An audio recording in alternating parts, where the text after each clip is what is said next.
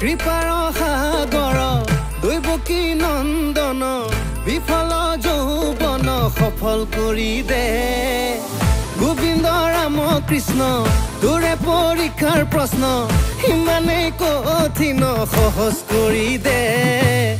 ঐ তাক দিলি বহলকৈ বাৰী ঐ তাক দিলি প্ৰকাণ্ড গাড়ী ঐ তাক দিলি সুন্দৰী নাৰী মুখনো নিদিয় কিয় ঐ মোৰ ফালে দুৰ্বল গতি ঐ চিন্তাতে টোপনি ক্ষতি ঐ কপালত ঘটিটো দি তোৰ বেয়া নেলাগে কিয় দে ভগৱান দে ভগৱান দে ভগৱান